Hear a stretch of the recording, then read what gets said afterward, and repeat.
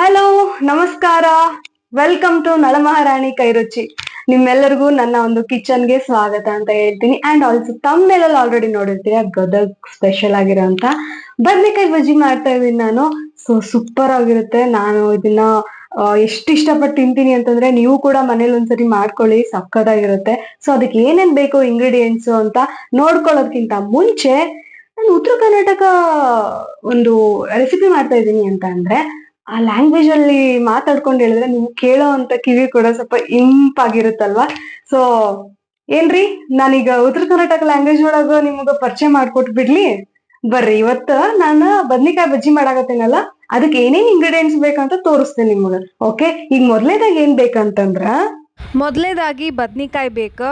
So ಬದ್ನಿಕಾಯಿನ ನಾನು ಹೆಂಗೆ ತೊಳೆದು ಉಪ್ಪು ನೀರೊಳಗೆ ಇಟ್ಕೊಂಡೇನಿ ಅಂದ್ರೆ ಕಪ್ಪಗೆ ಆಕತಿ ಅಂತ ಹಂಗೆ ಇಟ್ಕೊಂಡೇನಿ. ಆಮೇಲೆ ಇದನ್ನು ಹೆಚ್ಚೋ ಪದ್ಧತಿ ಹೆಂಗಿರ್ತೈತಿ ಅಂತಂದ್ರೆ, ನಾನು ಮಿಡ್ಲು ಸೀಳ್ಕೊಂಡು ಹಿಂದೆ ಒಂಚೂರು ಬಿಟ್ಟೇನಿ. ಯಾಕಂತಂದ್ರೆ ಮುಂದೆ ಗೊತ್ತಾಕೈತೆ ನಾ ಯಾಕೆ ಹಿಂಗೆ ಮಾಡಿದೆ ಅಂತಂದು.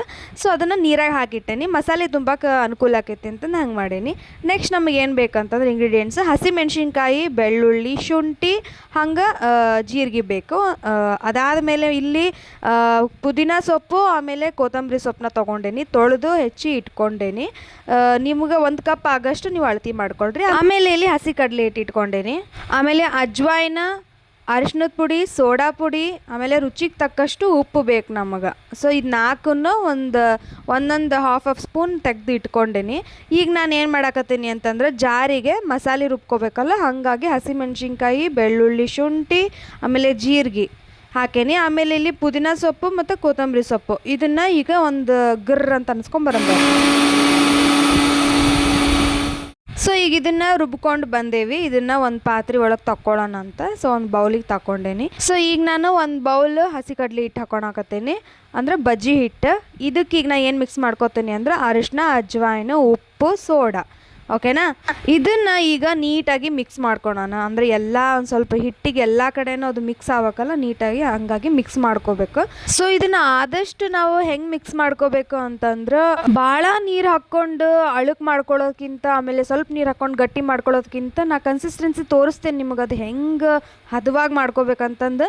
ಸ್ವಲ್ಪ ನೀರು ಹಾಕ್ಕೊಂಡು ಕಲಿಸ್ಕೋಬೇಕಾಕೈತಿ.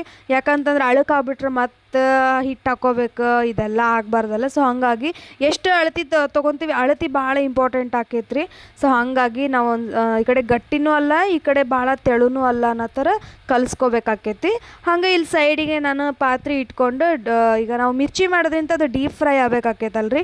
ಸೊ ಹಾಗಾಗಿ ನಾನು ಏನು ಮಾಡಾಕತ್ತೀನಿ ಅಂತಂದ್ರೆ, ಡೀಪ್ ಫ್ರೈಯರ್ ತೊಗೊಂಡು ಆಯಿಲ್, ಅಂದ್ರೆ ಮಿರ್ಚಿ ಎಷ್ಟು ಮುಳುಗಬೇಕಲ್ಲ ಅಷ್ಟು ನಾನು ಆಯಿಲ್ ಹಾಕ್ಕೊಂಡೇನಿ. ಅದು ಸ್ವಲ್ಪ ಬಿಸಿ ಆಗಲಿ. ಅಲ್ಲಿ ಮಟ್ಟ ನಾನು ಏನು ಮಾಡ್ತೀನಿ ಅಂತಂದ್ರೆ, ಈಗ ನಾನು ಇಲ್ಲಿ ಒಂದು ಚಟ್ನಿ ಮಾಡಿ ಇಟ್ಕೊಂಡಿದ್ದೆ, ಅಂದರೆ ಒಂದು ಸ್ಮೂತ್ ಪೇಸ್ಟ್ ಮಾಡಿ ಇಟ್ಕೊಂಡಿದ್ದೆ ಅಲ್ಲ. ಸೊ ಇದನ್ನ ಈಗ ಒಂದೊಂದು ಏನು ಮಾಡ್ತೀನಿ ಅಂತಂದ್ರೆ, ಅದನ್ನು ಆ ಬದ್ನೆಕಾಯಿ ಮಿಡ್ಲ್ ನಾನು ಏನು ಸೀಳು ಇಟ್ಕೊಂಡಿದ್ನಲ್ಲ ಅದ್ರ ಒಳಗೆ ಇದನ್ನು ತುಂಬ್ತೇನೆ ನಾನು. ಅಂದ್ರೆ ಭಾಳ ಮಸ್ತಾಗಿ ಬರ್ತೈತಿ ಇದು. ನಿಮಗೆ ನಾ ಅದು ಟೇಸ್ಟ್ ಮಾಡಿದಾಗಲೂ ಗೊತ್ತಾಕೈತಿ. ಹಂಗಾಗಿ ಒಂದ್ಸರಿ ಟ್ರೈ ಮಾಡೇ ಅಂತೀನಿ. ಓಕೆ, ಇದನ್ನ ಈಗ ನಾನು ಎಲ್ಲ ಬದ್ನೆಕಾಯಿಗೂ ಫಿಲಪ್ ಮಾಡ್ಕೊಂಡು ಇಟ್ಕೊತೇನೆ. ಓಕೆನಾ, ಇನ್ನೂ ಯಾರೆಲ್ಲ ನನ್ನ ಯೂಟ್ಯೂಬ್ ಚಾನಲ್ನ ಸಬ್ಸ್ಕ್ರೈಬ್ ಮಾಡ್ಕೊಳ್ತಾ ನೋಡಕತ್ತೀರಿ, ದಯವಿಟ್ಟು ಒಂದು ಸಬ್ಸ್ಕ್ರೈಬ್ ಮಾಡಿರಿ, ಹಂಗೆ ಒಂದು ಲೈಕ್ ಮಾಡಿರಿ ನನಗಂತ ಹೇಳಕ್ಕೆ ಇಷ್ಟಪಡ್ತೀನಿ.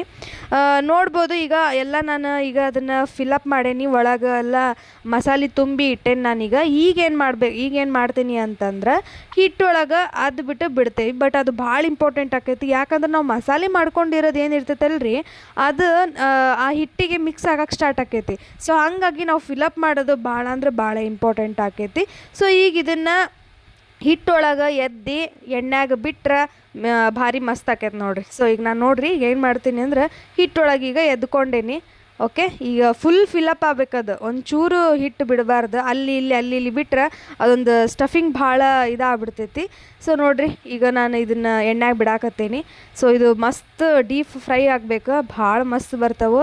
ಸೊ ಈಗ ಆಲ್ಮೋಸ್ಟ್ ಎಲ್ಲನೂ ಹಂಗೆ ನಾನು ಬಿಟ್ಟೇನಿ. ಇದು ಸ್ವಲ್ಪ ಗೋಲ್ಡನಿಶ್ ಕಲರ್ ಬರ್ಬೇಕು ನಮ್ಗೆ. ಗೋಲ್ಡನಿಶ್ ಕಲರ್ ಬಂದಿಂದ ಸ್ವಲ್ಪ ಆರಿಂದ ತಿಂದ್ರೆ ಭಾರಿ ಮಸ್ತ್ ಆಗ್ತೈತಿ. ಸೊ ಈಗ ಬರ್ರಿ ಈಗ ತೆಗಿಯೋಣಂತ, ಹೊಳಿಸಿ ಹಾಕೋಣಂತ. ನೋಡಿ ಒಂದೊಂದು ಗೋಲ್ಡಿಶ್ ಕಲರ್ ಬಂದೈತಿ. ಇನ್ನೊಂದು ಚೂರು ಗೋಲ್ಡಿಶ್ ಕಲರ್ ಬರಬೇಕು. ಎಲ್ಲನೂ ಒಂದೇ ಸರಿ ತೆಗೆದು ಹಾಕೋಣಂತ. ನೋಡ್ಬೋದು ರೆಡಿ ಆಗೈತಿ ನಮ್ಮ ಒಂದು ಬದ್ನಿಕಾಯಿ ಬಜ್ಜಿ, ಗದಗ್ ಸ್ಪೆಷಲ್ ಬದ್ನಿಕಾಯಿ ಬಜ್ಜಿ ರೆಡಿ ಆಗೈತಿ. ಇದನ್ನು ಸರ್ವಿಂಗ್ ಪ್ಲೇಟಿಗೂ ಹಾಕ್ಕೊಂಡಾಗೈತಿ. ನಾನೀಗ ಈಗ ಏನೈತಿ ಅಂತಂದ್ರೆ ನಾನು ಟೇಸ್ಟ್ ಮಾಡಿ ನಿಮಗೆ ಹೇಳ್ಬೇಕಷ್ಟ. ಬಟ್ ಅದು ಹೆಂಗೆ ಕಾಣಕತ್ತೈತಿ ಅಂದ್ರೆ ನೋಡಿದ್ರೆ ತಿನ್ನಬೇಕು ಅನ್ನೋ ಫೀಲ್ ನನಗೆ ಬರಾಕತ್ತೈತೆ ಆ್ಯಕ್ಚುಲಿ. ಸೊ ದಯವಿಟ್ಟು ನೀವು ಕೂಡ ಮನ್ಯಾಗ ಒಂದು ಸರಿ ಮಾಡಿಕೊಂಡ್ರು ತಿನ್ನಿರಿ ಅನ್ನೋದು ನನ್ನ ಆಸೆ. ಸೊ ನೀವ್ ಆಲ್ರೆಡಿ ಈಗ ರೆಸಿಪಿ ನೋಡ್ಕೊಂಡ್ ಬಂದಿರ್ತೀರಿ ನಾ ಹೆಂಗ್ ಮಾಡೇನಿ ಅಂತಂದ್ರ ಎಷ್ಟು ಚಂದ ಬಂದೈತಿ ಅಂತಂದ್ರ ಭಾರಿ ಮಸ್ತ್ ಬಂದೈತ್ರಿ. ಇದನ್ನ ಈಗ ನಾನ್ ಟೇಸ್ಟ್ ಮಾಡಿ ಹೆಂಗೈತಿ ಅಂತ ನಿಮಗ ತಿಳಿಸ್ತೇನೆ ಅಂತ. ಸೊ ತಡ ಮಾಡೋದ್ ಬೇಡ, ನಾನಂತ್ರ ವೇಟ್ ಮಾಡಾಕತ್ತೀನಿ. ತಿಂದ್ಬಿಡ್ಲಾ?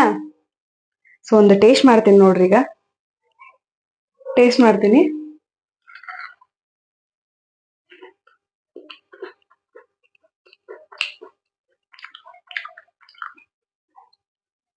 ಭಾರಿ ಮಸ್ತ್ ಆಗೈತಿ.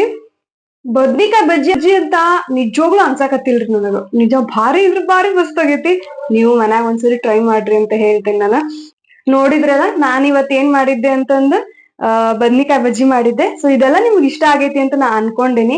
ಇಷ್ಟ ಆಗಿದ್ರೆ ಏನ್ ಮಾಡ್ಬೇಕಂತಂದ್ರ ಲೈಕ್ ಮಾಡ್ರಿ, ಶೇರ್ ಮಾಡ್ರಿ, ಕಮೆಂಟ್ ಮಾಡ್ರಿ ಅಂತ ಹೇಳ್ತಾ ಮತ್ತೊಂದು ರೆಸಿಪಿ ಜೊತೆಗೆ ಮತ್ತೊಂದು ಹೊಸ ಅಡಿಗೆ ಜೊತೆ ಬರ್ತೀನಿ.